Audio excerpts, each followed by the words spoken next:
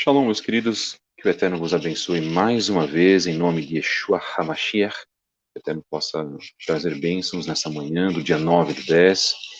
Nós estamos hoje com a mensagem 37, com o tema O Papel do Homem nas Escrituras, parte final do podcast do canal Fábio Pires no YouTube.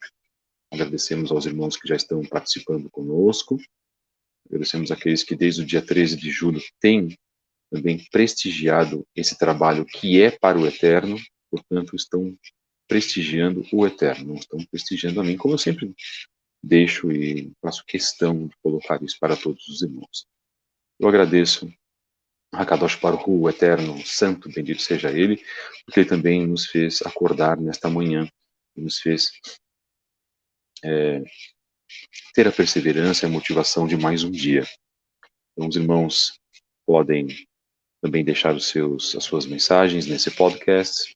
Isso é praticamente uma live, mas o formato é um pouquinho diferente. E nós estamos com a nossa mensagem, cujo tema é o papel do homem nas Escrituras, parte 5, na verdade, né? E esse tema é um tema que já começou lá desde o dia 21/9, com o nosso querido irmão Marlon Ricardo. Fizemos no dia 5/10, isto é, na última segunda-feira, a parte 2, e aí vamos fazendo parte 3, 4, e hoje, finalmente, chegando à parte 5. Nós vamos encerrar no dia de hoje e vamos tentar trabalhar da melhor maneira possível, tá, queridos? E se você também quiser nos encontrar no Instagram, em @fabio73book, @ceetderazahав, @ceetderazahávgo e @relacionamentos da Torá, lá no nosso Instagram. Nós também temos alguns trabalhos lá, hoje o nosso meio mais forte. Nós não estamos em outra rede social a não ser o Instagram e também pelo Twitter, um pouco menos, mas nós deixamos algumas mensagens de reflexão e de bênçãos para todos vocês. No Twitter nós estamos em @fabio73b, então temos, como dizemos, mensagens diárias, deixamos nossas reflexões. O Twitter é um meio muito de embates políticos, né? Pouco se coloca sobre a mensagem da palavra do Eterno. Infelizmente as pessoas estão muito ligadas à parte política. Nós vamos fazer um trabalho também sobre política e um trabalho para alertar as pessoas sobre como não depositar a fé em homens, não é? Então, entra governo e sai governo, as coisas continuam a mesma. Por quê? Porque simplesmente não são os governos que dão as cartas no mundo, são as elites, as sociedades ocultas, as sociedades secretas, todas elas, e que são, inclusive, influenciadas por aquele que nós conhecemos como Illuminati, infelizmente, tá? Este grupo que foi formado na Bavária, lá no século XVIII. Isso não é história da carochinha, isso não é história teoria da conspiração. Ainda muitas pessoas não acreditam nisso, se bem que nos últimos 5 anos as coisas estão mudando. Então, bendito seja o Eterno, que muitos estão já acordando, graças a Ele. Desejamos que mais e mais pessoas possam acordar e possam também saber que esse mundo é comandado pelo maligno, tá? Em todas as áreas, a área de saúde, a área alimentícia, a área do entretenimento, inclusive também a área religiosa, onde a presença das sociedades secretas nas igrejas, no judaísmo, inclusive, ela é maciça, tá, irmãos? Negar isso é fechar os olhos para a realidade. Algumas pessoas não gostam de falar sobre esse assunto, mas nós falamos, não temos assunto tabu. Vamos falar aqui sobre vários assuntos, e vamos mesmo, o Eterno nos permitindo, e aqui nós não temos travas ideológicas, ou travas doutrinárias, ou travas institucionais, né? Obedecemos ao Eterno. Hoje, o meu rabino é Yeshua HaMashiach, e seguindo o seu exemplo, ele falava o que ele realmente precisava falar para demonstrar aquele sistema contaminado, o sistema que estava já dentro de uma situação crítica, né? Por isso que ele foi, inclusive, ele foi julgado injustamente e morto. Baruch Hashem, muito obrigado por todos que estão aqui. Se você também tiver alguma dúvida, você pode enviar um e-mail para nós, fabio73b, @gmail.com. Ok, queridos? Então, daquilo que nós pudermos ajudar os irmãos, faremos com grande satisfação. Então, shalom a todos os irmãos que estão conosco. A gente não menciona os nomes por causa do formato do podcast, mas já estamos colocando aqui, né, as irmãs e os irmãos que fazem parte do nosso trabalho. Muito obrigado, acompanharam as nossas orações recentemente. Que o Eterno possa abençoar a todos vocês, que o Eterno possa trazer hoje uma novidade de vida a todos. Nós precisamos disso, não é? Nós precisamos de uma novidade de vida. Se você acordar sem esperança, você é uma pessoa, né, que está deixando a desejar para com o Eterno, porque o Eterno precisa de esperança. Isso é muito importante, né? Há irmãos novos que estão fazendo parte desse trabalho, pessoas que estão, né, apoiando esse trabalho desde o dia 13 de julho, Baruch Hashem, por isso, e sabemos que tudo tem um propósito, né? E, e nesse propósito nós nos apegamos porque o Eterno decidiu que acordássemos no dia de hoje. Olha que bênção e grande dom da vida. Se você reclama, se você acha que você tem problemas, então, sinceramente, vamos fazer uma excursão a um hospital grande, para observarmos as pessoas que verdadeiramente lá estão sofrendo e que muitas das vezes estão até mais contentes, mais felizes do que nós, tá, irmãos? Estamos aparentemente bem, fisicamente bem, não é? Então vamos valorizar aquilo que o Eterno tem nos dado, ainda que nós tenhamos intempéries da vida, ainda que tenhamos problemas familiares, problemas com nossos filhos, problemas com os nossos pais, problemas no trabalho, problemas, sei lá, com o chefe, problemas com irmãos, né? A gente precisa ter essa esperança de vida. Se nós não tivermos essa esperança de vida, irmãos, nós não temos como sobreviver. Ok? Então, que o Eterno possa abençoar a todos mais uma vez. Mensagem número 37 de 9 do 10, que hoje, e nós vamos partir para um texto nesse fechamento, um texto do nosso querido irmão Luciano Subirá, é um pastor, tá? Aqui a gente não fica fazendo propaganda de líderes, tá, irmãos? Não é isso. Mas o texto que eu achei, por coincidência, de um texto, é um texto cristão, um texto muitíssimo interessante, inclusive de 29/8/2018. Então, da página www.orvalho.com. Os deveres dos maridos. Falamos do tema do homem, da descaracterização da função do homem, daquilo que a sociedade tem feito para descaracterizar o homem, daquilo que o homem também tem sucumbido para ser descaracterizado, a fraqueza.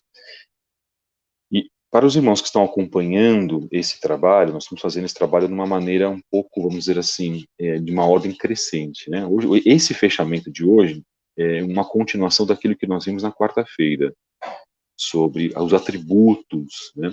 Falar dos atributos escriturais, atributos bíblicos, tanto na menção do Tanar, quanto na menção da Brit Hadashah, isto é, tanto na menção do Antigo Testamento, para você que é novo, que está aqui na nossa página, que não tem familiaridade com as expressões em hebraico, tanto naquilo que nós vemos no Antigo Testamento, quanto naquilo que nós vemos no Novo Testamento. Para você ter uma ideia, o Novo Testamento ele é uma continuação do Antigo Testamento. Para mim, em si, não há Antigo e não há Novo. Alguns falam assim, o Primeiro Testamento, Segundo Testamento. Você até pode chamar assim, vamos colocar. Mas eu vejo isso tudo como uma linearidade da palavra do Eterno. Tudo é linear, tudo está dentro de um ponto do qual a gente sabe que o propósito desde a criação até a morte de Yeshua HaMashiach, né, até a parte dessa aliança renovada, isso nos deu um ciclo a ser formado, né? A partir desse ciclo, a partir da morte de Yeshua, tudo se refez, mas a Torá não ficou abolida, né? Eu estou conversando com um irmão, inclusive, um querido irmão lá de São Paulo, nós comentamos, né? Eu perguntei a ele se ele cria que a Torá salvava. Ele falou, não. E se cria que Yeshua salvava, né, única e exclusivamente? Ele falou, sim, mas aí a gente entra num consenso. Porque crer em Yeshua, apenas o fato de crer em Yeshua, muitos creem Né? Muitos católicos creem, muitos espíritas creem que ele é o Messias. Olha que interessante. Né? Mas o fato de nós termos a crença na palavra de Yeshua, que traz como arrependimento através da prática da Torá, e o cristão também pratica a Torá, isso é muito importante de ser dito, o cristão respeita os mandamentos, mas deixa, a maior parte do cristianismo, mas deixa o Shabat de lado, ainda assim, vamos colocar, 90% da Torá, ela é cumprida, mesmo o cristão criticando a Torá, mesmo o cristão dizendo que a Torá é coisa de judeu. Eu acho fantástico, isso é um pensamento que nós tínhamos também no passado, né? Os deveres dos maridos. Mensagem número 37, de 9/10. Nosso tema é o papel do homem nas escrituras. A gente não vai ficar, esse é o final, mas nós não vamos ficar nisso só. Nós temos outros níveis também de explicar o papel do homem nas escrituras. Então, diz o texto do nosso querido irmão líder, né, pastor protestante, Luciano Subirá, aliás, pastor evangélico. Tanto o homem como a mulher receberam do Eterno atribuições para a vida da família. Algumas iguais, algumas diferentes. Por exemplo, ao criar a mulher para ser uma ajudadora do seu marido, como está marcado em Bereshit 2:18, Gênesis 2:18, o Pai Celeste definiu o papel do homem como cabeça ou governo do lar. E é justamente por esse aspecto que queremos começar abordando os deveres do marido. Também encontramos nas Escrituras ordens claras sobre a responsabilidade do marido de amar, isto é, honrar a sua esposa. Está marcado em Efésios 5:25. Na carta de Shaul HaShaliach, chamado apóstolo Paulo para os Efésios. O que separamos como um papel ainda distinto, isto é, ser amante físico da sua mulher. 1 Coríntios 7, versos 3-5. Entendemos ainda que quando criou o homem e o estabeleceu no Gan Eden, Adonai deu-lhe duas distintas funções. Primeira, lavrar e guardar o jardim. Está marcado em Bereshit 2:15. O primeiro de cuidar do aspecto físico, logo mesmo antes de criar a mulher e estabelecer a família. Já existiam, na verdade, no seu propósito eterno. O Criador definiu o papel do homem como provedor e protetor da sua futura família. O primeiro era a atribuição de cuidar do jardim. E depois, vindo a mulher, saindo a mulher dele, a atribuição de cuidar da família. Ok? Estamos num consenso? O ponto é esse. Então, o homem, na verdade, teve, né, uma primeira atribuição que foi clara. O Eterno fez este reino para que o homem dele cuidasse, e não para que o homem dele o destruísse. O Eterno fez este reino para que o Eterno pudesse ser reverenciado, pudesse ser glorificado pela atribuição dada ao homem. Então vamos, em segundo lugar, falar desta segunda atribuição, que é cuidar da família. Em primeiro lugar, cuidar da esposa. Esposa, em primeiro lugar, tá, irmãos? Homens, vossas esposas estão em primeiro lugar. Esposas, vossos esposos estão em primeiro lugar. Só isso já daria uma live gigantesca. Trataríamos a parte psicológica, trataríamos a parte espiritual. Por que eu falo isso? Porque ser dado, na verdade, privilégio aos filhos. E não foi isso que o Eterno colocou. O Eterno não tirou do homem, vamos entender de uma vez por todas, meus amados irmãos. O Eterno não tirou do homem 3, 4 filhos. Não, primeiro fez a esposa. Essa é a primeira grande ferida que a gente vai mexer. Ok? O nosso atributo como homem é honrar, em primeiro lugar, amar as nossas esposas, não é colocar os filhos em primeiro lugar no lugar das esposas. Esposas, não é colocar os filhos em primeiro lugar, acima do homem. Não, mas o meu marido, ele faz isso, ele faz aquilo. Não pode. Não foi esse o atributo que o Eterno deu. Uma só carne com um cônjuge, não é uma só carne com 3, 4 filhos ou com um filho, como quer que seja. E nisso também a nossa sociedade ela está virada. Dou a vida pelos meus filhos. É mesmo? Por que, em primeiro lugar, você não dá a vida pelo seu esposo? É isso que diz a Bíblia.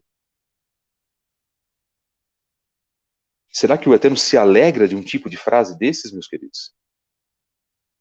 Dou a vida, aí o homem, dou a vida pelos meus filhos, minha esposa deixa a desejar. É mesmo, homem duro que você está sendo. E enquanto a sociedade estiver correndo e incorrendo nesse tipo de problema, casamentos não vão durar. Como não estão durando? A situação já está caótica. Se eu estivesse falando isso há 80 anos atrás, poderia até surtir um certo efeito. Nós não tínhamos uma situação tão assim. Ninguém aqui está falando de desprezar filhos. Não me entendam mal, irmãos. Aí as pessoas começam a se ofender. Por quê? Porque isso, a gente já toca uma primeira ferida. E essa é uma ferida grande, não é uma ferida pequena. O homem faz a sua vida com a sua esposa. O privilégio em primeiro lugar, a honra em primeiro lugar, a importância em primeiro lugar é para o cônjuge. A sustentação dos filhos isso é uma consequência, o amor pelos filhos é uma consequência. Então nós precisamos ter essa ideia. Nós precisamos então se você se encontra nessa situação, faça uma profunda reflexão.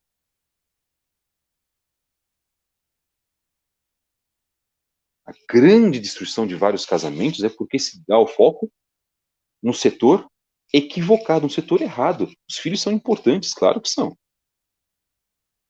Mas em primeiro lugar vem o teu cônjuge. A importância, o carinho, o amor.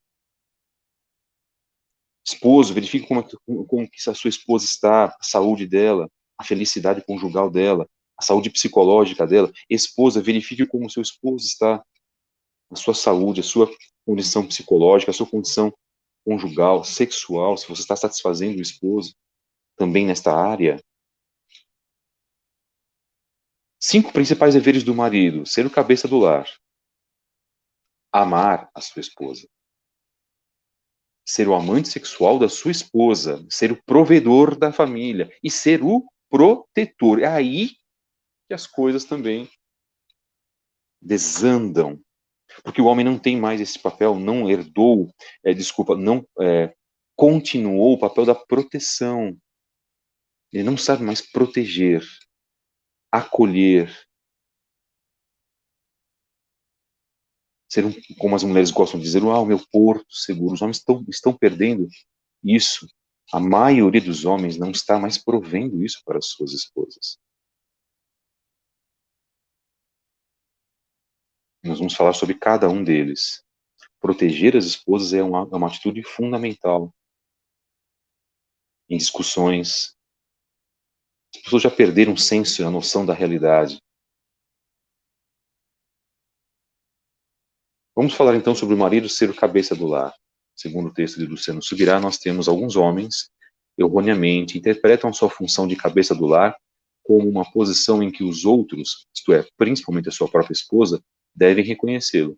Mas quando falamos dos deveres dos maridos, queremos enfatizar o papel que ele, o homem, da casa, deve cumprir. É lógico que a parte dos deveres da esposa é reconhecer e submeter-se a esta posição do marido, mas há alguns homens que querem que outros reconheçam neles um encargo que eles mesmos nunca assumiram. A negligência de muitos esposos empurram suas mulheres a assumirem deveres e funções que não pertencem a elas. Nós falamos isso no podcast passado, inclusive. E no fim, muitos deles ainda reclamam de alguém ter usurpado a sua posição. Portanto, repito, o propósito deste ensino é ajudar os maridos a entenderem o que eles precisam fazer quanto à responsabilidade de governo que lhes foi dada por Adonai Elohim. Mulher não sustenta a casa. Mulher não dita as ordens dentro de casa. Isso cabe ao homem. Sustentar a casa cabe ao homem. Ser provedor cabe ao homem. A última palavra quem vai dar é a minha mulher. É errado se você pensa assim, se você, homem, está nessa situação. não é a última palavra quem dá a ela. A última palavra é tua, mas ela, como tua ajudadora e colaboradora, vocês vão decidir os temas que cabem a vós, dentro dos conceitos de família, decisões, sejam físicas, financeiras, sociais, espirituais, mas a última palavra é tua, homem.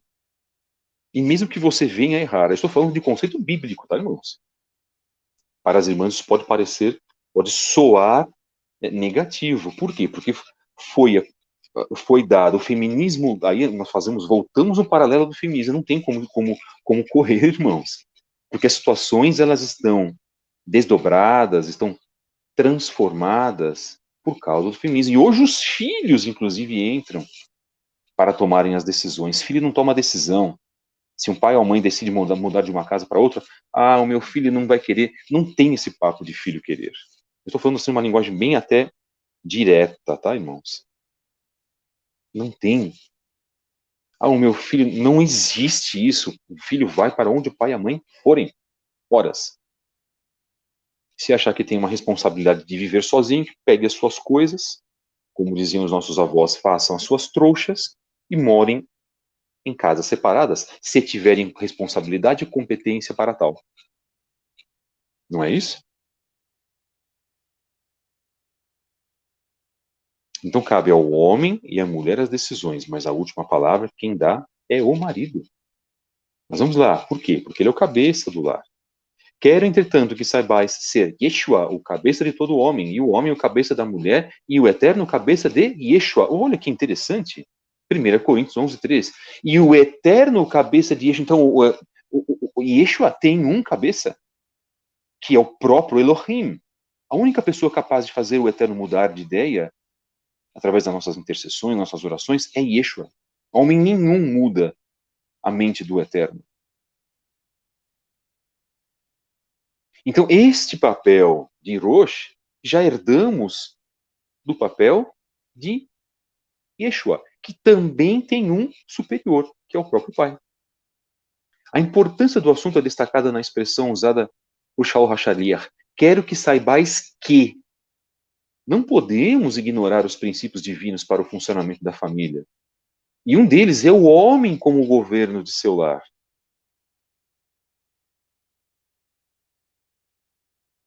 Porque o marido é o cabeça da mulher, como também Yeshua é o cabeça da congregação, sendo este mesmo o salvador do corpo. Isso é marcado em Efésios 5:23. É claro que assumir a função de cabeça do lar também exigirá que o marido venha a saber como fazer isto. Falaremos sobre esta questão depois de definir qual é o nível de autoridade que o Eterno determinou que o homem exercesse em sua própria casa. Qual é a autoridade do marido sobre a sua esposa? Vamos lá. Há uma verdade bíblica que tem sido pouco compreendida por muitos casais que servem ao Eterno, sejam judeus, sejam cristãos. Trata-se da questão da autoridade do homem sobre sua própria casa, começando pela relação marido e mulher. Este é o primeiro nível vivido antes e depois da chegada dos filhos. A palavra do Eterno nos mostra claramente que a mulher, enquanto na condição de filha, estava sob a autoridade de seu pai. Esta autoridade dava ao pai o direito de validar ou não o voto que a sua filha fazia ao Eterno. Então vamos lá, Números, Bamidbar, da Torá, o conceito da Torá diz, Números 30, falou Moshe aos cabeças das tribos dos filhos de Israel, dizendo, esta é a palavra que Adonai ordenou. Quando um homem fizer voto ao Eterno ou juramento para obrigar-se a alguma abstinência, não violará a sua palavra, segundo tudo o que prometeu, fará. Quando, porém, uma mulher fizer voto ao Eterno ou se obrigar a alguma abstinência, estando em casa de seu pai na sua mocidade, e seu pai, sabendo do voto e da abstinência que ela se obrigou, calar-se para com ela, todos os seus votos serão válidos. Terá de observar toda a abstinência a que se obrigou. Mas se o pai, no dia em que tal souber ou desaprovar, não será válido nenhum dos votos dela, nem lhe será preciso observar a abstinência que se obrigou.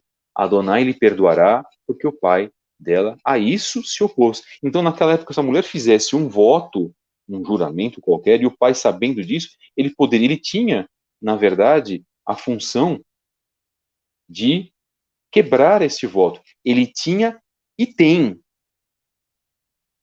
Função de Torá, tá, irmãos? Isso é fundamental.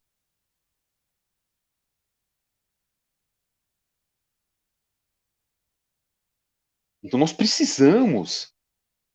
Se você diz que você cumpre Torá e você estuda a Torá, nós estamos falando que para membros da Techuvá.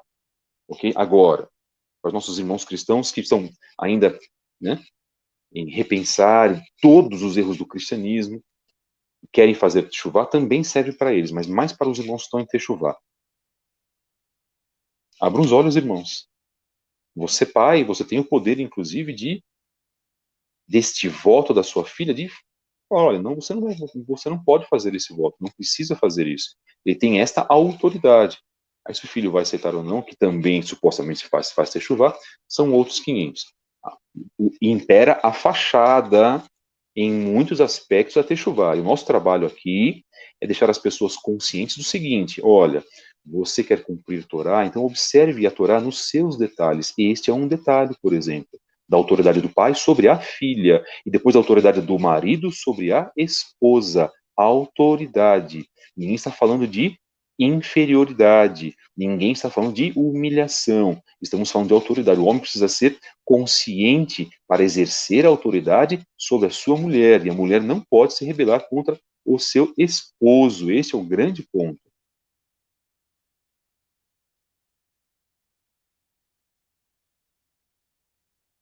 Vamos continuar. Agora perceba na continuação da instrução divina sobre a questão dos votos no texto bíblico, que o homem, ao casar-se, assume diante do Eterno exatamente a mesma autoridade que o pai tinha sobre sua filha quando esta ainda vivia, como solteira em sua casa. Ao casar-se, o marido passava então a ter a mesma autoridade de validar ou não os votos da sua esposa. Muito interessante. Vamos lá então.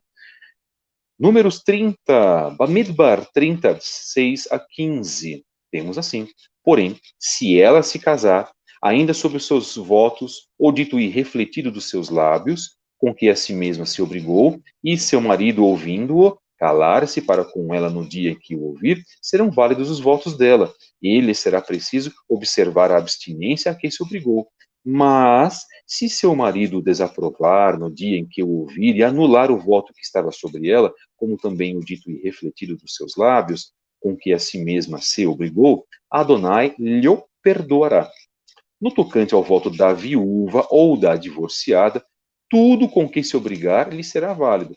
Porém, se fez voto na casa de seu marido ou com juramento se obrigou a alguma abstinência e seu marido o soube e se calou para com ela e não aprovou, todos os votos dela serão válidos. E lhe será preciso observar toda a abstinência que a si mesma se obrigou. Porém, se seu marido lhos anulou no dia em que o soube, tudo quanto saiu dos lábios dela, quer dos seus votos, da abstinência que a si mesma se obrigou, não será válido. Seu marido lhos anulou, e o Senhor e o Eterno perdoará a ela todo voto, todo juramento com que ela se obrigou, para afligir a sua alma, seu marido pode confirmar ou anular. Porém, se seu marido, dia após dia, se calar para com ela, então confirma todos os votos dela e tudo aquilo a que ela se obrigou, porquanto se calou para com ela no dia em que o soube. Porém, se lhe os anular, depois de os ter ouvido, responderá pela obrigação dela, isto é, ela está obrigada a anular votos, sejam quais forem, era muito comum naquela época você fazer aquilo, né? E o marido tinha essa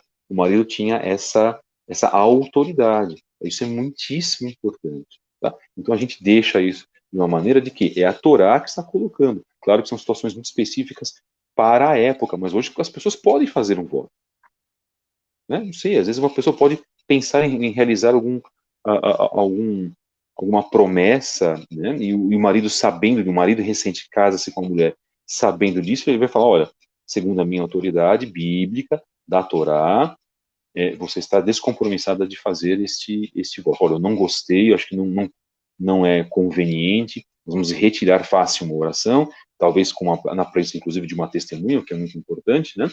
Também isso, pronto, quebrou-se o voto que a mulher fez, ok? Um dia destes, depois de realizar uma cerimônia de casamento, minha filha Lisa, com apenas 9 anos na ocasião, perguntou-me por que, em nossa cultura, é o pai que entra com a noiva para entregá-la ao noivo. Respondi a ela que o casamento é o momento em que os filhos deixam pai e mãe para unirem-se através da aliança matrimonial e formarem a sua própria família. Também aproveitei para ensinar a ela que no momento que o pai está entregando sua filha ao noivo, a autoridade que o pai tinha sobre sua filha está sendo transferida ao marido. Estas verdades não precisam ser ensinadas somente aos maridos. E depois do casamento, deveríamos ensinar isso aos nossos filhos desde a infância, preparando-os para o relacionamento mais importante que um dia virão a ter. Aí eu pergunto, quem que prepara os filhos para esse tipo de grande atitude? Quem faz isso nos dias de hoje? Primeira grande reflexão. Hoje a sociedade está voltada para o materialismo, está voltada para que se compre o primeiro iPhone para o filho de 7, 8 anos de idade.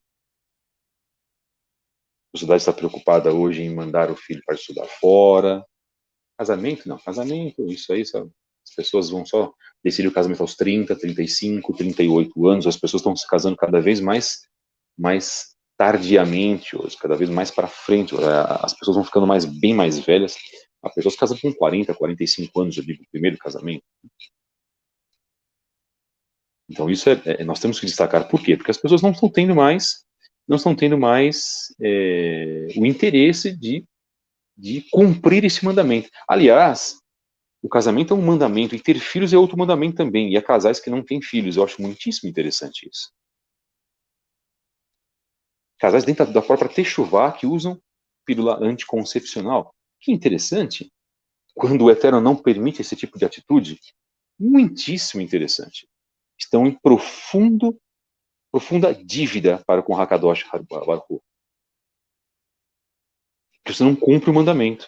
Eu não vou nem comentar aqui casos específicos que eu soube, inclusive no meu meio de amizades, porque não fica correto até eu fazer isso. Os irmãos sabem que eu uso de ética para não falar nomes, nunca, jamais, né? Mas eu não vou nem comentar, porque eu já soube de casos assim. Eu lamento profundamente, tá, irmãos? Porque eu acho que a Techuvá, aliás, tenho certeza, a Techuvá é um momento de profunda reflexão, de mudança de vida. Um casal que se casa e não quer, eu não quero ter filhos, eu não gosto de crianças. Isso é um absurdo. Você está descumprindo aquilo que o Eterno, inclusive, colocou para que fosse, ou determinou, né, porque isso é uma determinação. Ter filhos é uma determinação. Não, mas eu posso escolher. Você não pode escolher porque a Torá fala que você tem que ter filhos. Não, mas eu não quero, a minha vida, eu não tenho condições, eu não tenho condições. Poxa, eu já vi tantas pessoas sem condições e tiveram filhos e foram honradas pelo Eterno. Então isso é, como a gente fala, é balela, tá, irmãos? A pessoa não quer fazer porque está cedendo lugar para a sua carne. Se a pessoa tem um problema físico, são outros 500. E ainda assim, no problema físico, o Eterno pode realizar uma cura, como fez com Sara. Ou não é verdade? Não se é para colocar pingos nos is, se é para se cumprir, que se cumpra. A palavra não diz que é sim ou não. Nossas vidas, começar pela minha, todos nós estamos em dívidas em certas áreas com o Eterno. Isso é fato, irmãos. Agora, você como marido,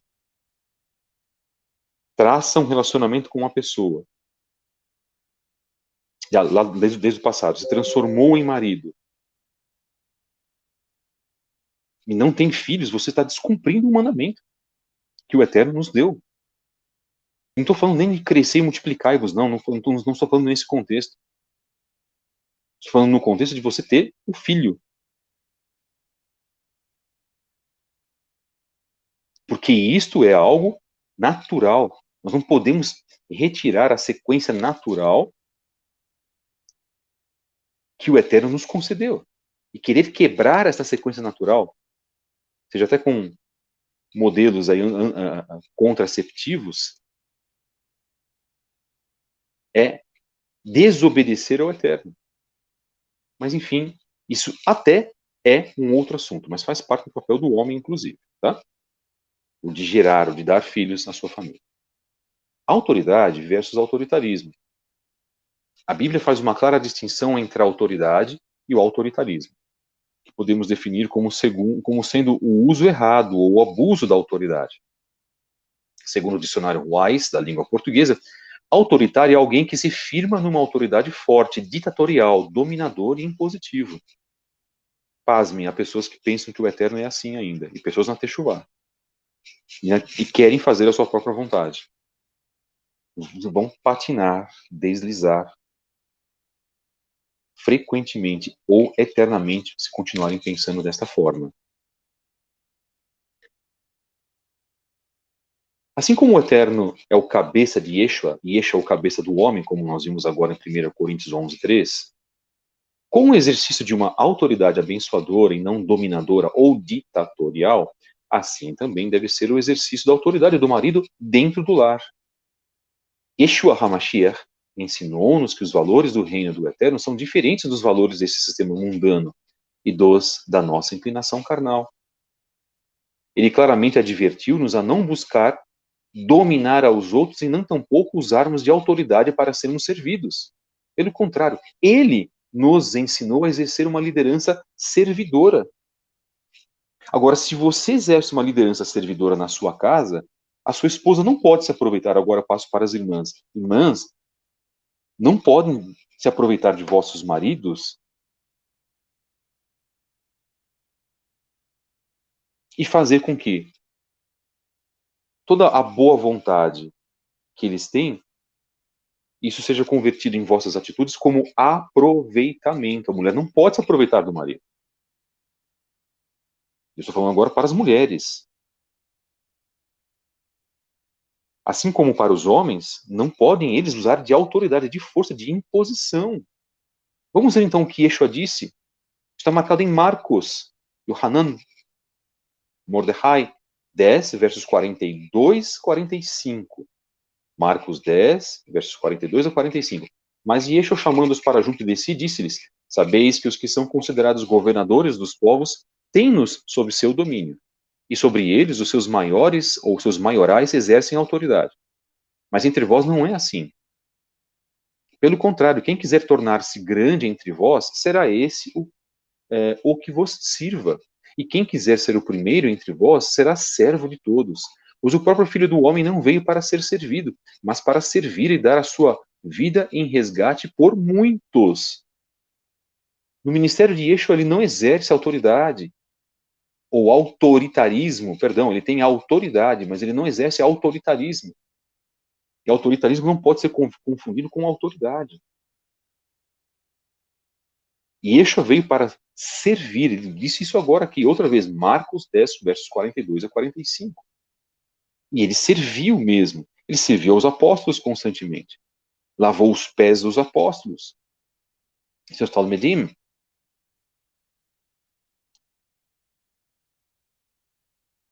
pregava, fazia o serviço da pregação, do amor, e serviu a humanidade inteira através da sua morte.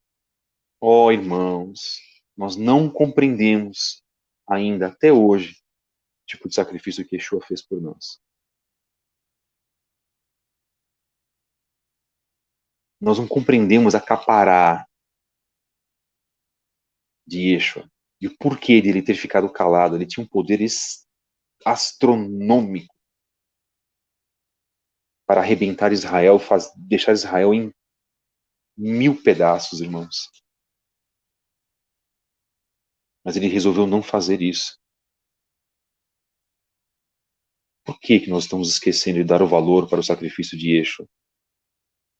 Portanto, o padrão, o modelo dele é o padrão de subserviência que o homem deveria ter dentro da sua casa, em primeiro lugar com a sua esposa, em consequência para com os seus filhos. Mas todos precisam falar a mesma língua. Esse é o ponto. Sabem por que nós não fazemos o bem, muitas das vezes, irmãos? Porque nós temos medo da reação do outro. Do que o outro vai pensar, do que o outro vai achar, do que o outro pode se aproveitar de nós. Nós não podemos pensar assim.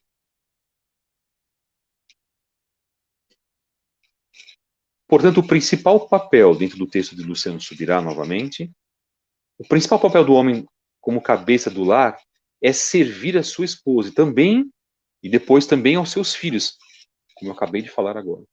E depois também aos seus filhos. Isso vale para as mulheres também. Eu estou falando e situando isso para as mulheres, porque existe uma grande rebeldia em si das mulheres hoje. Nós vamos falar do papel escritural da mulher depois. Não é o momento agora. Mas às vezes a gente faz inserções, a gente pega uma pitadinha daqui, outra dali. Existiu algo, uma guerra pessoal que envolve orgulho, que envolve ego. Claro que isso envolve dar direção e tomar decisões, não só envolve abuso, tirania e falta de respeito. Quando Shimeon Kefa, quando Pedro escreveu aos presbíteros que eles eram os líderes responsáveis pelo governo das congregações locais, 1 Timóteo 5,17, mostrou como deveriam exercer a autoridade que o Eterno lhes confiou. 1 Pedro 5,3. 1 Kefa 5, verso 3. Nem como dominadores dos que vos foram confiados, antes tornando-vos modelos do rebanho. Governar, irmãos, não é dominar, é conduzir por meio de respeito, não de mera imposição. Alguns maridos não entendem a posição dada pelo Eterno, a mulher de ajudadora, e agem como se elas não devessem dar opinião alguma sobre nada. A verdade é que o homem deve aprender a ouvir a sua esposa, que o próprio Eterno, em certa ocasião, teve que orientar Abraham, o pai da fé, a fazer isso. Sim, os homens precisam ouvir as suas esposas. E nós temos uma crise muito grande de homens que não querem ouvir as esposas. E as silenciam, que as calam, que as censuram. Nós temos o outro lado também. É óbvio. A crise nós veremos em todos os setores. Satanás, Hassatan, evidencia a sua investida para com a família, para que ele destrua, assim, destruindo a família, como ele já destruiu tantas famílias, e para mim não é fácil fazer um tipo de trabalho como esse, ele vem a deixar o seu plano no estabelecimento da nova ordem mundial, da maneira como nós estamos vendo.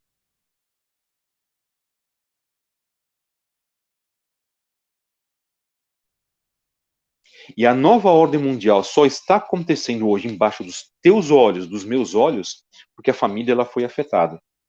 Então isso não é discurso piegas, tá?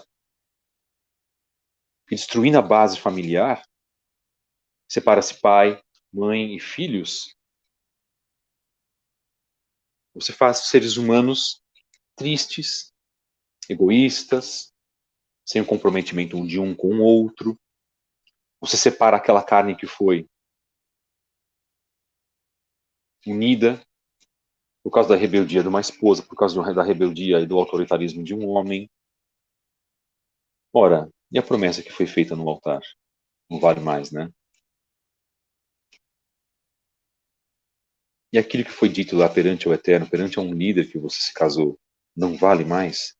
E teu voto de fidelidade, homem que você fez, homem culpado, muitas das dilacerações, das destruições do casamento. Eu estou falando para os homens agora. Muitos são responsáveis por maltratarmos as nossas esposas, por xingarmos as nossas esposas, por dar desculpas e não estar com as nossas esposas. Mas esposas, após receber tudo isso, e se o homem se arrepender, perdoe e continue o casamento.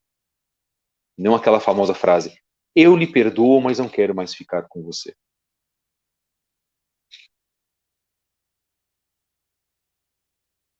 É isso que nós temos ouvido, tá, irmãos? Por isso que muitos casamentos não continuam.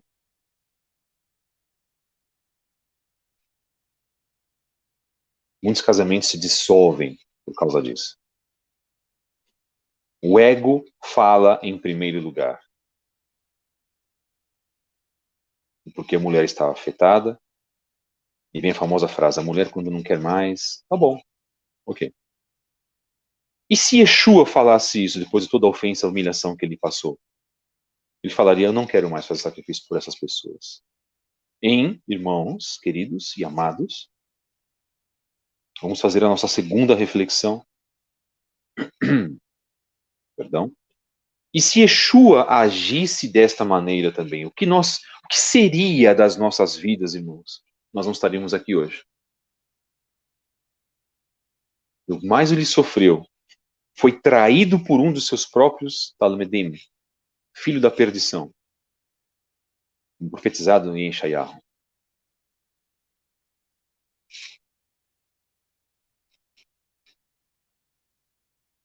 Se ser o cabeça do lar envolvesse tomar decisões sozinho, sem consultar a esposa, o Eterno jamais teria trazido esta orientação.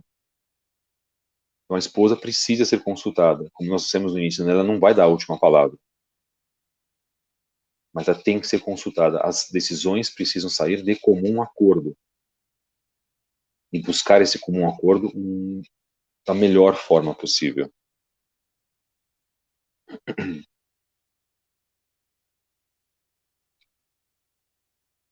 O governo espiritual do lar. Ser o cabeça do lar envolve conduzir não apenas as questões naturais na vida familiar, mas também, principalmente, o governo espiritual do lar. Ao falar sobre as qualificações necessárias para quem deseja governar o lar, Shaul HaShaliach, conhecido como apóstolo Paulo, fala sobre a importância de, antes de desejar governar a casa do Eterno, governar bem a própria casa. Isto é fundamental. Como isso dói, né, irmãos? Como isso dói. 1 Timóteo 3, 4 nos diz, e que governe bem a própria casa, criando os filhos sob disciplina, com todo respeito, pois se alguém não sabe governar a própria casa, como cuidará da congregação de Adonai? A resposta é simples, não vai conseguir cuidar. E eu conheço lideranças com problemas conjugais dentro da Techuvá. Eu conheço membros da Techuvá com problemas conjugais dentro de suas casas.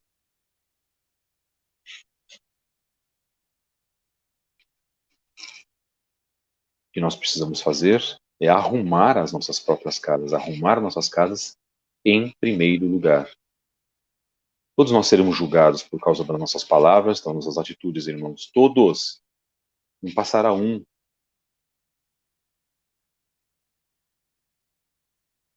Ao dar as mesmas orientações a Tito, Talmid Shaul HaShaliach deixa claro que os filhos não devem apenas ser bem educados por seus pais, mas devem ser crentes.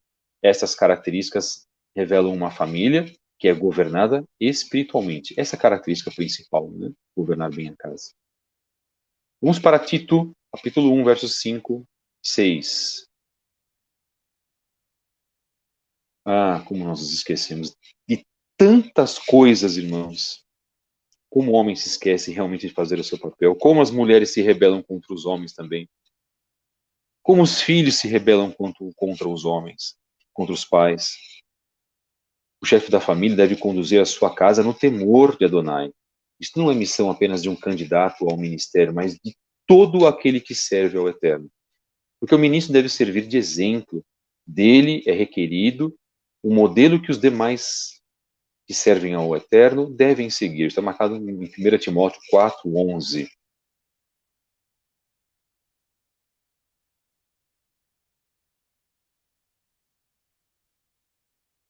Vamos fazer aqui apenas uma menção do aspecto do dever do marido de governar e também no quesito espiritual a sua família. O espírito de Jezabel. Há um espírito, leia-se atitude ou comportamento, embora eu creia que há de fato um espírito maligno que instiga esta forma de agir, segundo o texto de Luciano Subirá, o qual concordo em gênero, número e grau, e tem trazido muita destruição nos matrimônios e também nas congregações, que quero chamar de espírito de Jezabel. A razão de assim denominá-lo é porque vejo que na carta à congregação de Tiatira, o próprio Yeshua HaMashiach também o fez. Na carta à congregação de Pérgamo, ele menciona o conselho de Bilan, de Balaão, como está marcado em Apocalipse 2:14. E o quanto isso foi nocivo a Israel, ao referir-se a esta mulher como Jezabel. Penso que ele não falava de seu nome literal, mas como de sua atitude reproduzia o comportamento de uma das mais abomináveis personagens na narrativa bíblica. Apocalipse 2:20 diz então: tenho, porém, contra ti o tolerares que essa mulher, Jezabel, que a si mesma se declara profetisa, não somente ensine, mas ainda seduza os meus servos a praticarem a prostituição e a comerem coisas sacrificiais ou coisas sacrificadas aos ídolos. Apocalipse 2:20.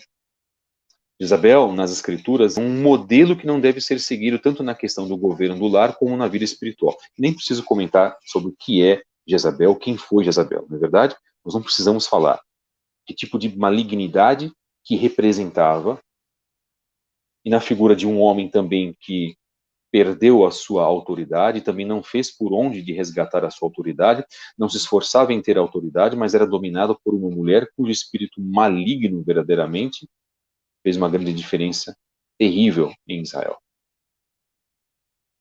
Porque 1 Reis diz assim, capítulo 1, verso 25. Ninguém houve, pois, como Acabe, que se vendeu para fazer o que era mal perante Adonai, porque Jezabel, sua mulher, o instigava. Fraqueza também dele, é óbvio. Foi um homem fraco. Foi um homem que se deixou levar por um espírito maligno. E eu vou me reservar a não falar sobre esse assunto agora. O rei Acabe, do ponto de vista espiritual, foi um dos piores reis que Israel teve. Mas ninguém conseguiu ser pior do que ele em algo. Se vender para fazer o que era mal perante ao Eterno. Entendo com essa expressão se vender que Acabe tinha valores que sabia que estava corrompendo, não, rompendo.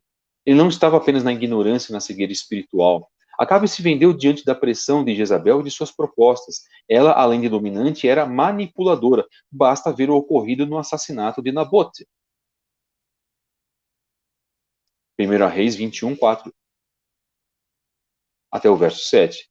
Então Acabe veio para sua casa, desgostoso e indignado, por causa da palavra que Nabote, o israelita, lhe falara. Pois esse lhe dissera: não te darei a herança dos meus pais. Tenho-se deitado na sua cama. Virou ao rosto e não quis comer. Mas vindo a ele Jezabel, a sua esposa, lhe disse: por que está o teu espírito tão desgostoso e não queres comer? Ele lhe respondeu: porque falei a Nabote, o israelita. Ele disse: dá-me a tua vinha por dinheiro, ou se te apraz, te darei outra vinha em teu lugar. Ele, porém, disse: não te darei a minha vinha. Ao que Jezabel, sua mulher, lhe disse: governas tu agora no reino de Israel? Levanta-te, come e alegre-se o teu coração. Eu te darei a vinha de Nabote, o jezreelita. Na verdade, há momentos em que Acabe parecia um menino mimado. Jezabel age como se fosse a sua mãe. A pergunta que ela faz é: governas tu agora no reino de Israel? Significa mais ou menos o seguinte: quem é que manda aqui, Nabote ou você? Mas a atitude dela de resolver a situação expressa a seguinte mensagem: se você não é homem para resolver isto, deixa que eu faço isto por você. E 1 Reis 21, versos de 8 a 14, narra como Jezabel ordena que um falso testemunho seja levantado contra Nabote, para que ele seja apedrejado e depois de morto, sua vinha fosse confiscada.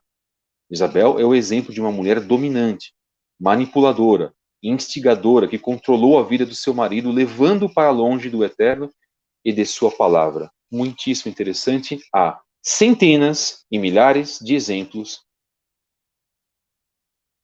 deste espírito de Jezabel em muitas mulheres dentro das congregações religiosas. E há centenas e milhares de pessoas, homens influenciados pelo espírito de frouxidão dentro dos seus casamentos.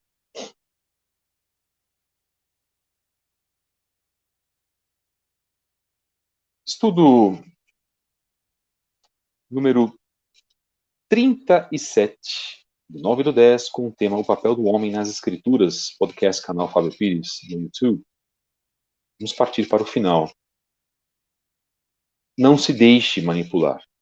Bem, apesar de inicialmente falar de uma mulher específica, Jezabel, A abordagem bíblica sempre foi clara no sentido de que o homem tome cuidado e não se deixe manipular por nenhuma mulher. A mulher não precisa gritar ou tentar convencer o homem a fazer algo à força. Não creio que Rava e Eva precisou de nada disto para convencer Adão a comer do fruto proibido. As mulheres têm seu charme, suas habilidades de persuasão e influência, e várias vezes vemos exemplos disto na narrativa bíblica. Estou focando na forma como o homem é dominado por estas características da mulher. Então, eu estou focando o erro no homem, ok, irmãos? Nós não vamos comentar sobre o aspecto de Jezabel. Estou apenas pincelando isso. E querendo dizer, homem, tomem muito cuidado com armadilhas de mulheres que são tomadas pelo espírito de Jezabel. Não são todas, tá, queridos? Por favor, não interpretem as minhas palavras de uma maneira equivocada. Porque esse espírito está assim nas congregações, mas não está em todas as mulheres. É óbvio que não. Eu não posso dizer um percentual, eu não sei, mas isso está muito presente. Agora, o que eu sei é que isto aumenta de década para década. Isso sim, porque a mulher está se deixando dominar pelo afastamento da presença do Eterno. Em Shemot 34, versos 15 e 16, Êxodo 34, versos 15 e 16, nós temos assim: para que não faças aliança com os moradores da terra, não suceda que, em se prostituindo eles com os deuses e lhes sacrificando, alguém te convide, comas os seus sacrifícios e tomes mulheres das suas filhas para os teus filhos, e suas filhas, prostituindo-se com os seus deuses, façam que também os teus filhos se prostituam com os seus deuses. Adonai Elohim trouxe estas advertências porque, no caso, perdão, sabia muito bem que isso ia acontecer. Como ocorreu várias vezes na história de Israel, o exemplo clássico se deu sobre o que é chamado de Conselho de Bilã, Conselho de Balaão, em Números 31, verso 16. Mas em Números 25 nós temos assim: habitando Israel em Setim, começou o povo a prostituir-se com as filhas dos moabitas. Essas convidaram o povo aos sacrifícios dos seus deuses, e o povo comeu e inclinou-se aos deuses delas. Como é fácil, né, o homem se desviar das coisas do Eterno, até hoje. Como é fácil o homem estar, como eu posso dizer, dentro do seu Yetzer Hará, facilmente instigado para se afastar das coisas do Eterno. Podemos olhar para a vida de Sansão e perceber que, embora homem algum pudesse dobrá-lo à força, as mulheres faziam isso com uma simples frase de chantagem emocional. Ah, você não me ama. Se me amasse, não faria assim. Veja o exemplo do ocorrido primeiro com a mulher filisteia com a qual ele se casou e depois com Dalila. Temos então Juízes, capítulo 14, versos 15 a 17. Ao sétimo dia disseram a mulher de Sansão: persuade ao teu marido que nos declare o enigma para que não queimemos a ti a casa de teu pai. Convidaste-nos para vos apossares do que é nosso, não é assim? A mulher de Sansão chorou diante dele e disse: tão somente me aborreces e não me amas, pois deste aos meus patrícios um enigma a decifrar e ainda não me declaraste a mim. E ele lhe disse: nem a meu pai, nem a minha mãe o declarei, e eu o declararia a ti? Ela chorava diante dele os 7 dias em que celebravam as bodas. E ao sétimo dia ele declarou, porquanto o importunava. Então, ela declarou o enigma aos seus patrícios. Shimshon, Sansão, foi ludibriado, foi fraco, cedeu aos caprichos de uma mulher. E declarou o seu segredo para os filisteus.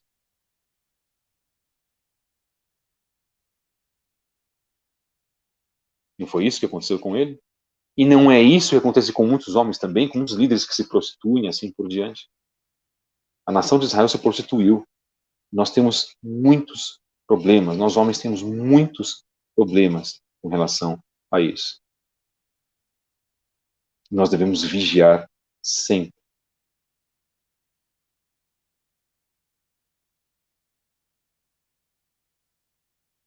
Então ela lhe disse, Juízes 16, versos 15 a 17. Como dizes que me amas, se não está comigo o teu coração. Já 3 vezes zombaste de mim e ainda não me declaraste em que consiga a tua grande força. Em que consiste a tua grande força, importunando-o Ela todos os dias com as suas palavras e molestando-o, apoderou-se da alma dele uma impaciência de matar. Descobriu-lhe todo o coração, lhe disse: Nunca subiu navalha à minha cabeça, porque eu sou nazireu do Eterno, desde o ventre de minha mãe. Se vier a ser rapado, ir-se-á de mim a minha força, e me enfraquecerei e serei como qualquer outro homem. A frase, se você me amasse, não agiria assim, teve mais força sobre Shimshon, sobre Sansão, do que toda a força física que o Senhor pudesse ter manifestado em sua vida. O homem tem o dever primário de assumir o governo do lar, sem se deixar ser manipulado. Lógico que parte da função de ajudadora da mulher é auxiliar o marido a tomar decisões com bons conselhos, mas toda tentativa de controle e manipulação deve ser firmemente resistida. Então, para isso, a mulher tem que ter uma consciência das coisas do Eterno muito grande, o homem tem que ter uma consciência das coisas do Eterno muito grande, rever o seu papel, precisa estar verdadeiramente bem postado, a mulher precisa ser uma serva, são vários, irmãos, são vários requisitos que hoje as pessoas já perderam.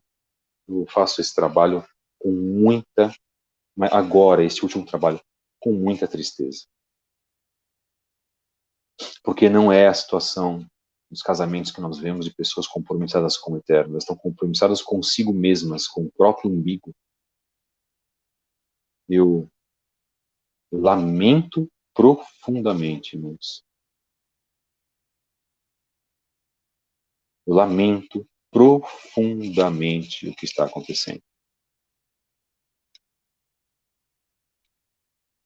Porque os casamentos se diluíram por causa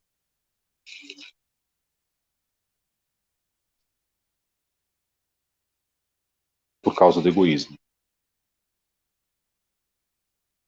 As pessoas não querem servir ao Eterno, elas querem servir a elas mesmas. As mulheres já foram seduzidas pelo materialismo, os homens já foram seduzidos pelo adultério, pela prostituição. As mulheres já foram seduzidas pelas boas profissões. Veem os maridos hoje como um simples acessório. Felizmente, essa é a realidade que nós estamos vivendo. Os homens veem as mulheres como simples, como objeto sexual. É essa a realidade que nós estamos vivendo. E agora, só a misericórdia do Eterno nas nossas vidas, irmãos. Esse é o trabalho da mensagem número 37, de 9/10, com o tema O Papel do Homem nas Escrituras, e no canal Podcast Fábio Pires no YouTube. Eu agradeço a todos os irmãos que acompanharam esse tema. Há mais para ser falado. Nós encerramos aqui. Eu acho que eu já falei muito a respeito do que está acontecendo na sociedade. Então, basta você, homem, fazer uma profunda teshuá da sua vida, basta você, mulher, fazer uma profunda teshuá da sua vida para corrigir os seus erros, porque erros existem. Homens autoritários, muitas vezes violentos, através da palavra, através de atos físicos. Mulheres manipuladoras, egoístas, que pensam mais em si mesmas do que no bem familiar. Homens que pensam mais em si mesmos, seus vícios, do que nas suas próprias famílias. Filhos abandonados, filhos que caem para as drogas, filhos que caem para a pornografia, filhos que ficam reféns das redes sociais, filhos que ficam reféns da internet. Aí Satanás está conseguindo, realmente, Satanás está conseguindo a idealização de todo o plano dele, com a ajuda de seres humanos, inclusive, né? Com a ajuda daqueles que o próprio Eterno criou, que se renderam ao Elohim deste século, do que ao Elohim de Israel e das nações.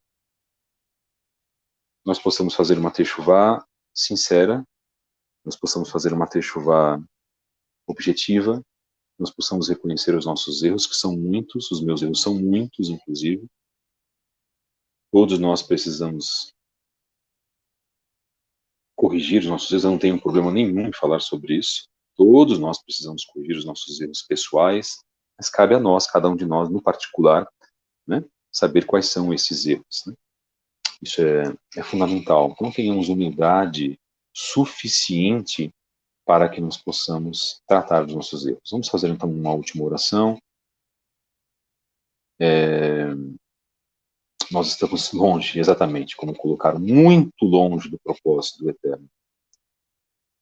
Né? A arrogância, a prepotência precede a queda. Existe muita arrogância no meio da Techuvá, a arrogância está aumentando cada vez mais, infelizmente. Jovens arrogantes, jovens que nem casaram, nem entraram para a vida marital, estão extremamente arrogantes, não tem uma liderança para controlá-los, infelizmente.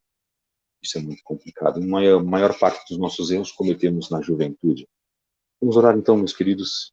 Peço então permissão ao Eterno e permissão aos irmãos para que nós possamos fazer o encerramento desse trabalho. Baruch atah Adonai Eloheinu melech haolam beshem Yeshua HaMashiach, Toda rabah Hashem, ve'ovrachot beshem Yeshua HaMashiach. Louvado seja o teu nome santo, Pai querido. Te agradecemos no dia de hoje. Agradecemos porque o Senhor permitiu que estivéssemos aqui neste momento para falar das tuas circunstâncias, para falarmos a tua palavra abençoadora. Reconhecemos a nossa pequenez, reconhecemos que não somos absolutamente nada perante a Ti, reconhecemos que nós não temos absolutamente nada perante a Ti, reconhecemos que não somos nada sem Ti, reconhecemos que nós não temos em nenhuma circunstância a condição, não temos a condição de sermos alguma coisa.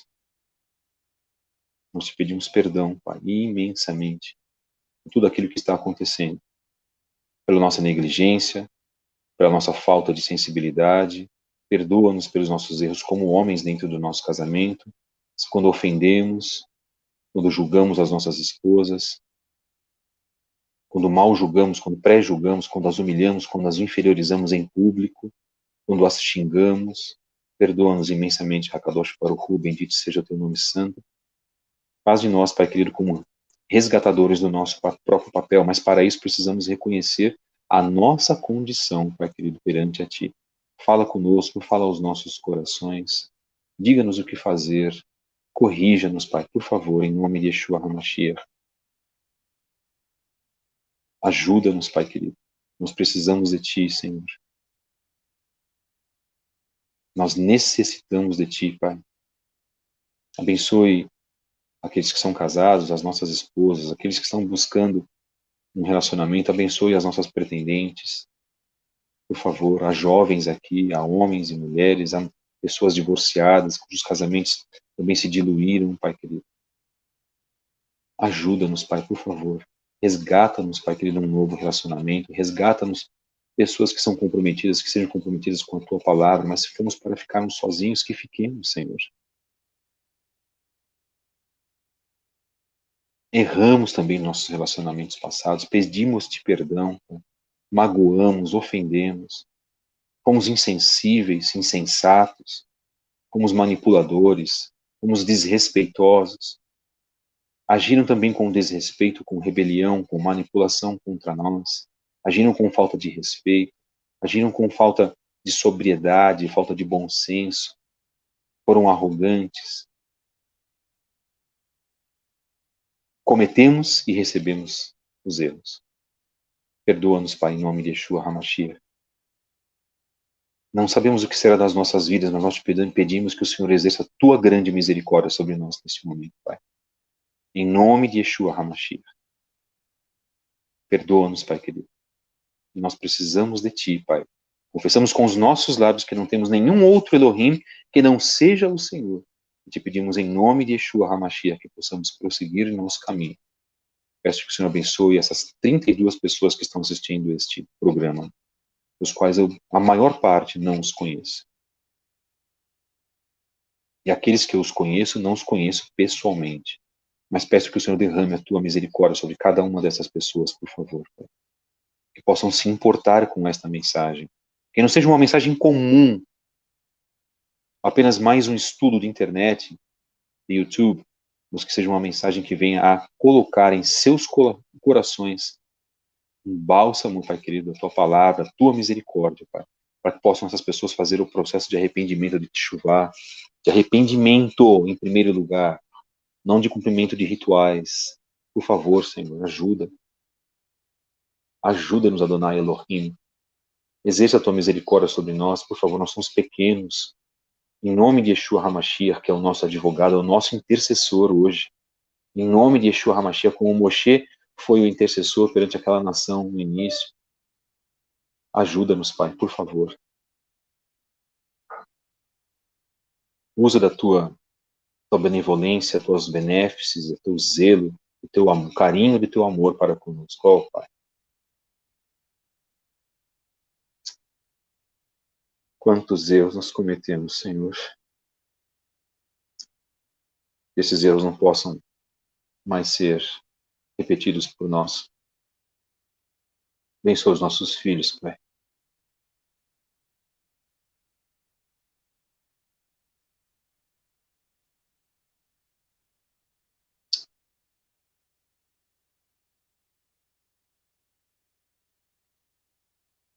Mesmo aqueles que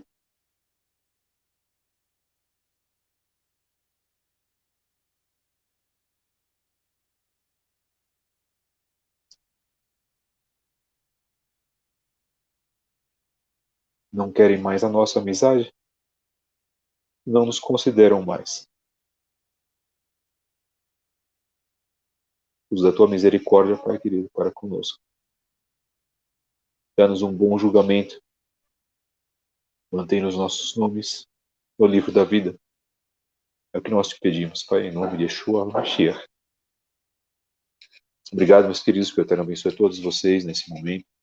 Acompanhem os nossos trabalhos e o Eterno possa trazer grandes benevolências nessa preparação do Shabat, por exemplo. Hoje também é o último dia de Sukkot.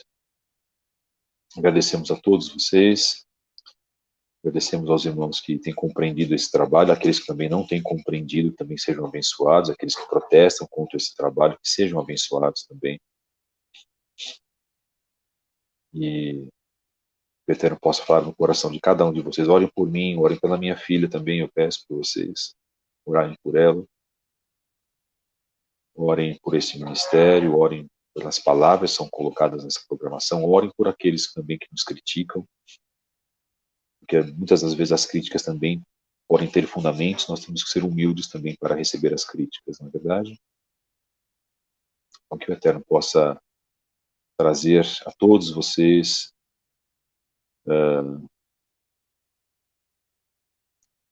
uma profunda